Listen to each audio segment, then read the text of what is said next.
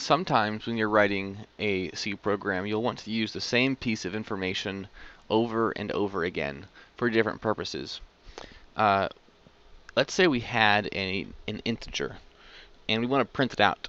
So we have print f, and remember how to print integers, %i, and it's a long integer. It's 1, 2, 3, 4, 5, 6, 7, 8, 9. Pretty long integer. So we can print this out, and will of course work. But let's say later in our program we want to print out that same number again. We have to remember what the number is, of course, and we have to type it out. Print f %i 1, 2, 3, 4, 5, 6, 7, 8, 9. Wait, I made a mistake typing that. That's not good. Now when I run the program, it looks fine. Like when I'm looking at the code, everything looks fine. It'll work fine, but it's not the same number, and I meant to type the same number.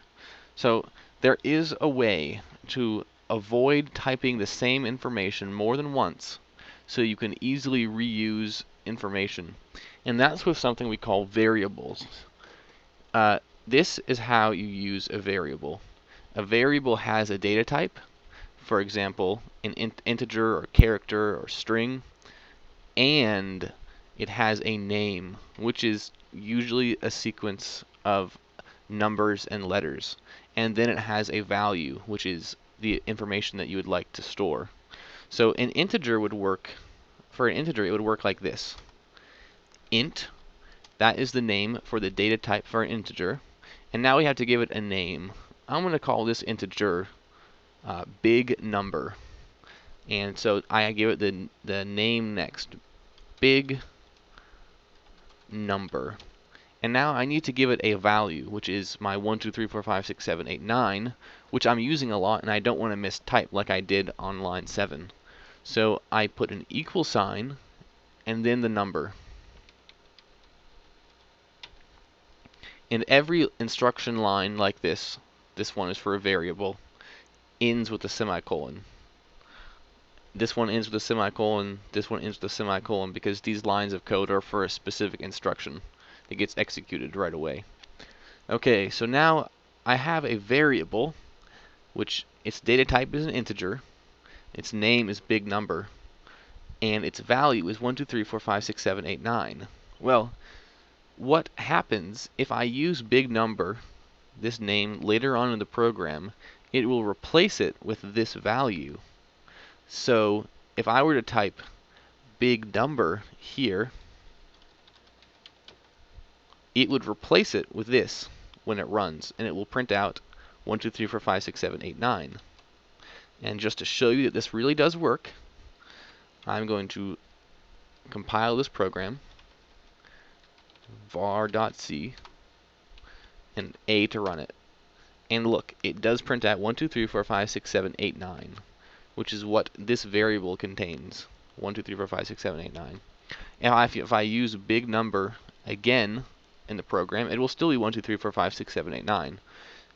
And if I accidentally mistype big number, I miss the R, for example, and I compile the program, it gives me a bunch of nasty error messages. And it has, this is what it says: error big number without the R is undeclared. And it shows me the place where I used it. And that's because it only knows about this variable, big number. It doesn't know what this variable is. I haven't created it yet. So this way, you can use data over and over again and make sure that there are no errors in it, and you don't have to just keep typing it or copying and pasting, which can be tedious. And now, when someone who's reading your code sees big number, they can just go back to where you created it right here and find its value. Okay, so that's for an integer. What about for a floating point number? Alright, well, we're going to do this. Big number equals 3.14, but let's change it because change the name, because that's not a very big number. We'll call it pi. And now we have to print out pi, except for one problem.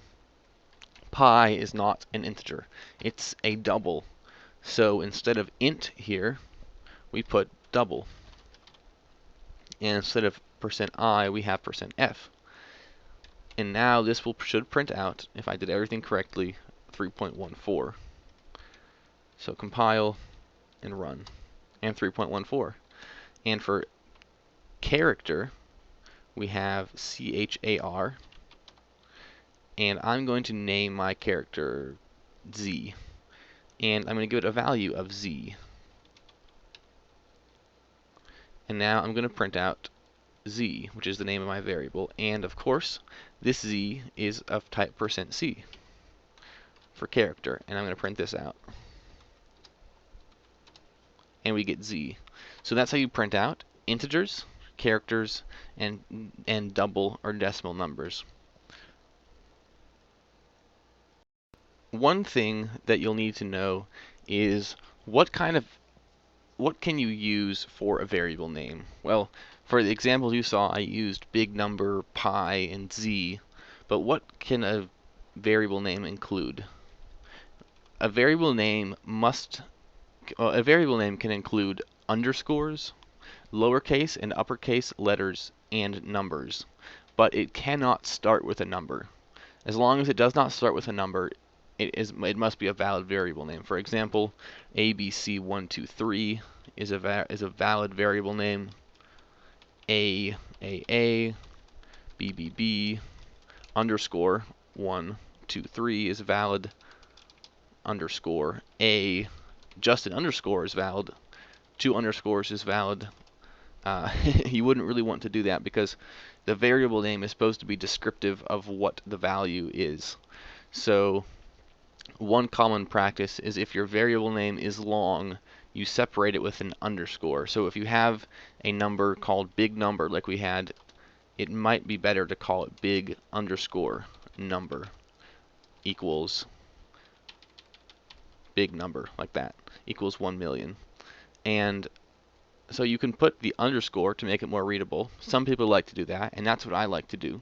Other people, though, they will capitalize the start of each new word, except for the first one, and that's called camel case. Some people like that better, and it's really up to you which one you decide to use. So that's what you can have for a variable name, and that is the basics of variables. I hope you've learned something in this tutorial, and I will see you again. You know, I keep saying I will see you, but chances are I'm never actually going to see you, so what should I say? I'll talk to you again next time.